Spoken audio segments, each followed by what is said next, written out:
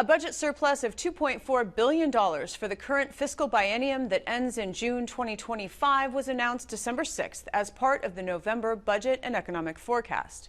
Joining me in the studio to talk more about what this means, including the potential warning signs on the horizon, is the Commissioner of Minnesota's Budget Agency, Erin Campbell. Thank you so much for joining me. Thank you for having me. Happy to be here. Before we dig in, I want to congratulate you on your appointment as Commissioner. You began your career here in the Senate, and after leaving, you took greater and greater positions of responsibility and leadership in state government, ultimately landing in this role. At the budget forecast, it is notable that it was an all-female panel doing the presentation. What inspired you to have a career of state service?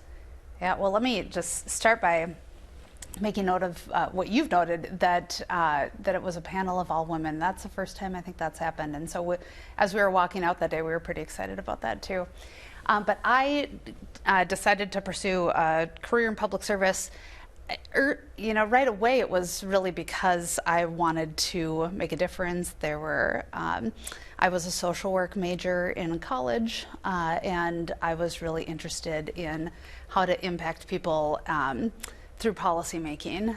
So when you think about social workers, you probably think about people who are doing more one-on-one case work, but I was really always interested in the macro practice, and so that led me to the legislature, working in the Senate, which is a place I am very fond of. And I did leave after being in Governor Dayton's office a couple of years. I went into the private sector, and I came back to public service because I just have a passion for making sure that government works well for the people that it serves. It has become a tradition on this program to show the always beautiful cover photo for the forecast slides, and then to ask what it means. So in this case, it's a rocky shoreline covered with ice, with an island in the distance. The lake is partially ice covered with some clouds and fog and a bit of sun on the horizon. Is this photograph representative of the forecast? You know, when we chose it, there were a lot of discussions about this, but ultimately we did just think it was a pretty photo, if I'm being honest with you. But I think that you could probably, you've described it in a way, I think that that's fair. This is a mixed forecast. That's how I described it on forecast day, and I think that that's what you see, to some extent in the photo as well. Let's start with the good news. The state does have a projected surplus of $2.4 billion. So for this biennium, Minnesota is in good shape, yes? Yep, that's correct. In fact, we have a surplus right now of $2.4 billion and a projected surplus of $82 million in the next biennium. But the question of how much we spend of that $2.4 million impacts that $82 million on the bottom line next biennium. And so we're watching really carefully what we do with those resources this year. So then to follow up on that, because you're talking about that next biennium, you did urge caution to lawmakers because of what you called a structural imbalance on the horizon. So if lawmakers approve appropriations to cover inflation, then the surplus does dwindle to that $82 million that you mentioned. If they would appropriate more, then a deficit could be in the future, yes? That could be possible. It really depends on the February forecast and the November forecast, projected spending, revenues, all of those things factor in. But the way we are thinking about it, and part of the reason that we talk so much about it on Wednesday, we don't normally spend that much time talking about the out years when we're looking at the forecast. We chose to do that this time because we wanted to make sure that policymakers had a good view into the future and what the decisions in this biennium could mean for the future biennium. So it really was a matter of calling attention to a potential issue, making sure that they had all the information that they might need. If there is a possibility that if they appropriate resources in this biennium with inflation, if that is appropriated, which you accurately stated, and with the structural imbalance, there's the potential for a deficit, but that's not what we're looking at right now. So this forecast is a little different from forecasts in the past because of a law change that does require budget officials to calculate inflation. The inflation number was there, but it was never part of the full picture.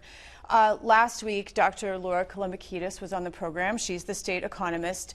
She said that had the law not changed, then the forecast would continue to show a surplus, more than $82 million in the future. And because there's been so much discussion now about this structural imbalance and you're sort of forecasting caution, is that risky in a political environment?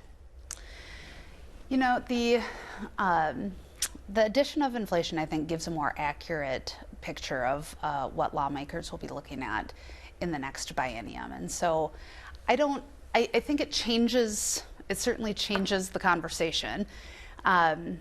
But I hope that what it does is help policymakers, lawmakers, better plan for what's to come in the next biennium. So I don't know that I think it's risky. I think that it is a good planning tool for the legislature in thinking about what the biennium might bring. Evan Ramstad of the Star Tribune called this forecast, quote, a cold splash in the face to government leaders. The headline of this article read, "State spent everything everywhere all at once, then reality bit." So what's your advice to the governor and lawmakers going forward?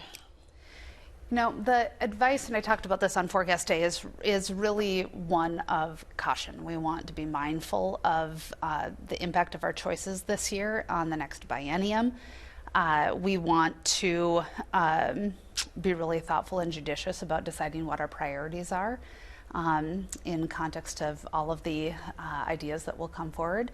It's fair to say that there are a lot of needs that we see and hear about, but we are at a point where we will have to make really calculated decisions in order to prepare for that next biennium. And so it really is my message is one of caution, of being mindful, of recognizing impacts, forward-looking on the next biennium. Finally, it must be noted that the budget reserve is full at $2.9 billion. With a budget and an economy as large as Minnesota's, is that rainy day fund sufficient? We believe that it is, and it's recalculated every year. It's looking at a measure of the volatility in our revenue system.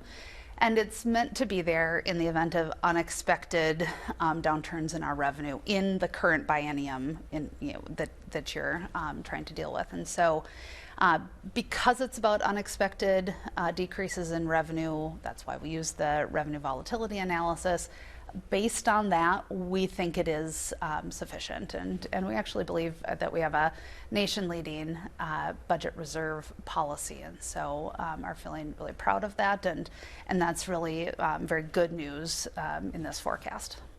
Commissioner Erin Campbell, congratulations and thank you so much. Thank you.